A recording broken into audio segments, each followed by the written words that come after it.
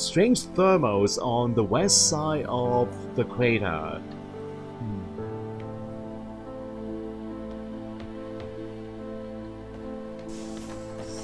Chris McLean. Is that a dead body? No. Probably only pillows.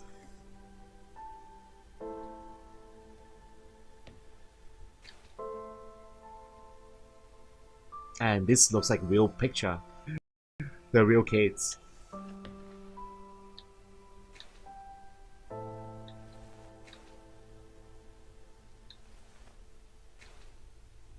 The two brothers, torn in half, the twins. So they had a fallout then. Wonder what happened. One is a scientist, one is not, most likely. One devoted to his work, and probably prioritize his work over family life. Maybe that's what happened. Drilling report.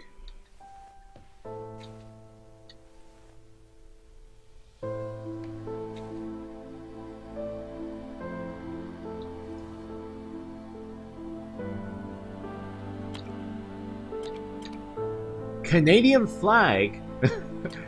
He's a Canadian.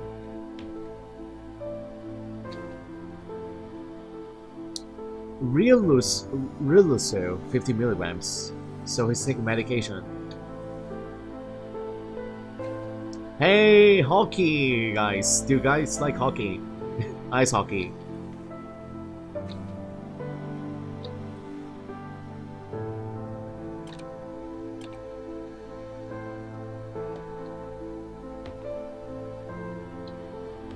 Those notes? Alright, can examine them.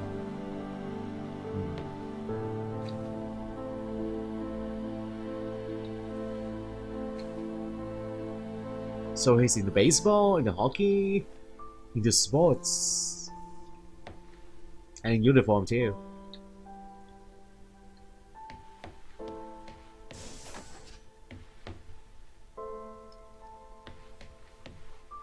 Soiji Yui.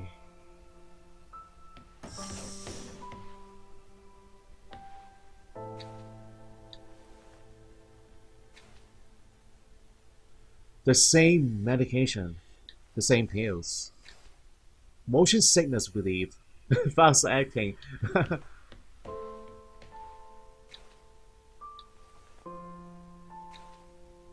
And here we go, more readings out.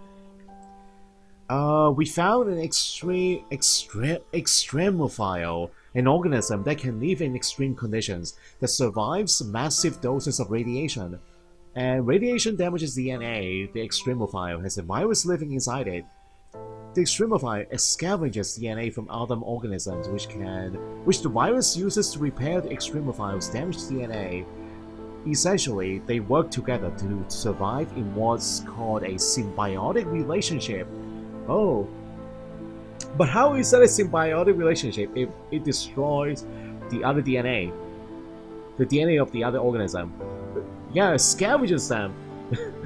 Maybe the other organism have an abundance. So symbiotic relationship. So they're working together, benefiting one another. So what is this implication? What does it do?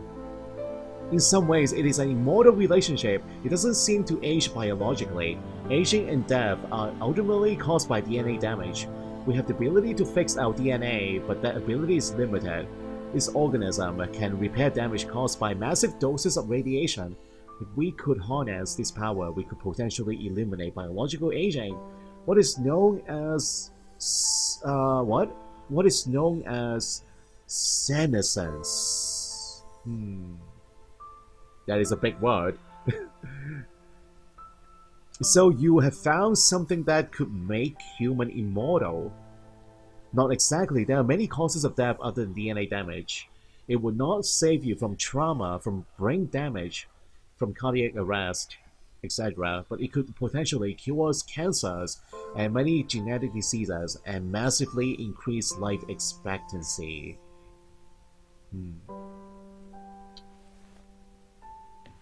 That is quite an important discovery.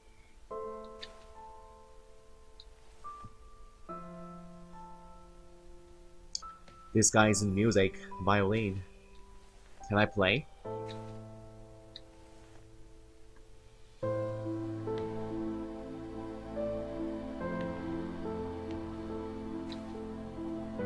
Another one? Okay, more reading here, guys. But this is unreadable. Why is this unreadable?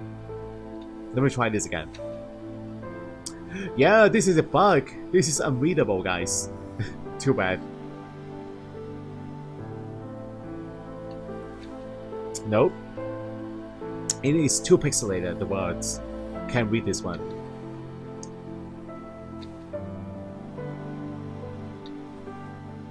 Oh, a wedding ring. A wedding proposal.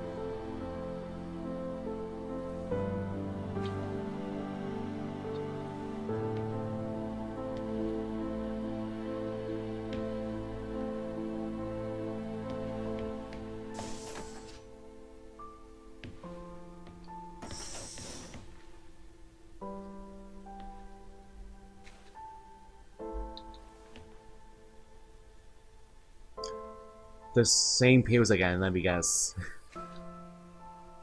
What is this? Oh, it's paint. A paint tube. So, the whole team experienced nausea during a large electrical surge in Europa's atmosphere. I am concerned. This was not an instance of mass hysteria. Vital signs were affected. It caused a uniform surge in heart rate that was detected in all members of the crew. I'm reporting to ISA. Oh, maybe this is the reason why they are taking medications then. I reported the nauseous incident to the ISA. They offered an explanation of electrical disturbance to our central nervous system. That is ludicrous. An electrical surge large enough to affect our nervous system would have done more than make the team feel ill. I'm going to experiment with some shock therapy. I have discovered that electronic fields disturb our telemetry implants in a way I didn't expect. I have contacted the ISA. Strangely, Tom was not comfortable with my attempts to disturb the implant. The ISA have reported back informing me that I'm not to disturb the implants. They have also encouraged me not to discuss this further with the team. I'm continuing to investigate. I have been running some experiments outside Tom's view. I can tell he knows this. He has been acting differently around me, like an offended child. I feel increasingly nauseous. His implants seem to have neural connectivity. Out-of-body experiences are more frequent now. I have established a definite correlation. Against my knowledge, I have been implanted with a device that affects my mind. Oh, use my opportunities to regular health checkups to investigate the crew. We all have them. Every single one of us is implanted with some mind-altering contraption. Tom has been encouraging the team to worry about my mental health. He requested that I retire away from the crew. Misinformation. So maybe they are guinea pigs. They are test subjects. Without their consent. I cannot will myself to investigate further. I grow tired quickly. I cannot think straight. I'm not sure if the implant is affecting my thoughts anymore. I believe it is trying to subdue my mind. I think I'm going to attempt an excision. I'm going to remove the implant. By yourself? Removing your own implant? I'm typing with my left hand now. The excision went wrong. I have successfully removed the implant.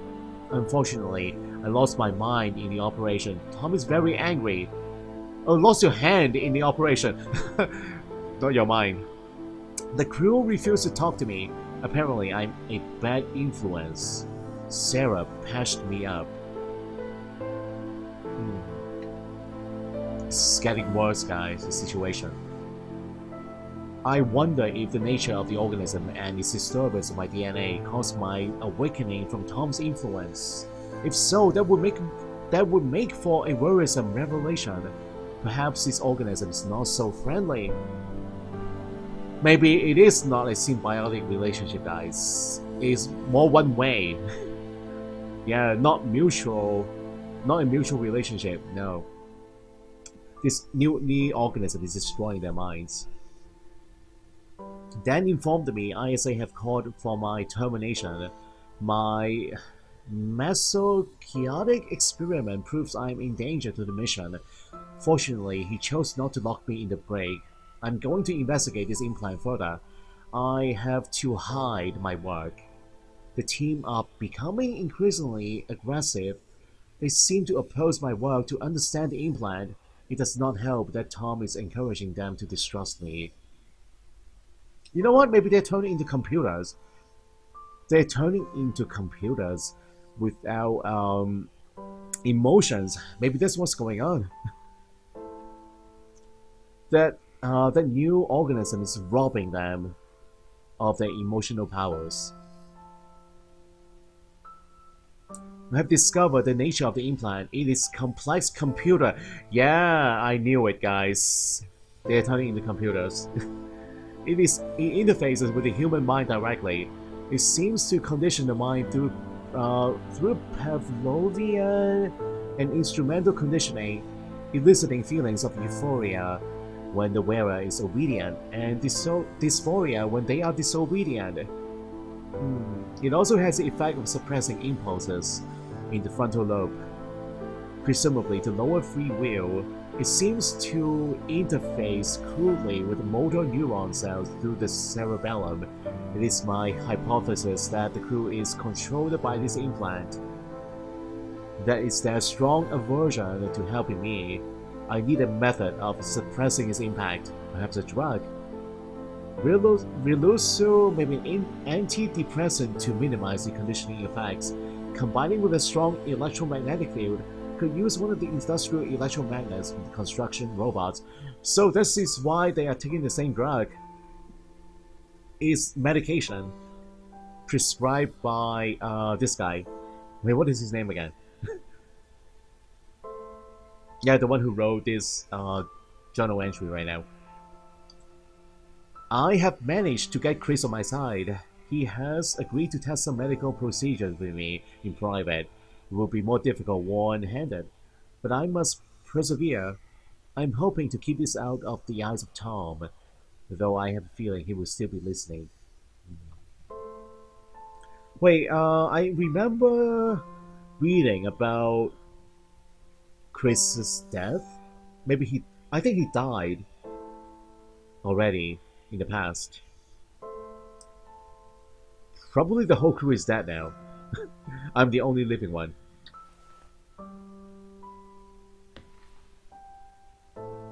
Syringe.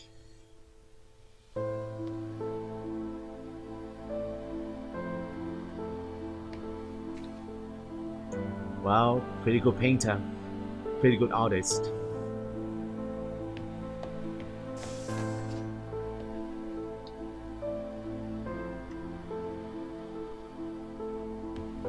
Yeah, Tom. Whoa! Okay, loading screen. I suppose we have made it through chapter 2. This is going to be chapter 3 now. And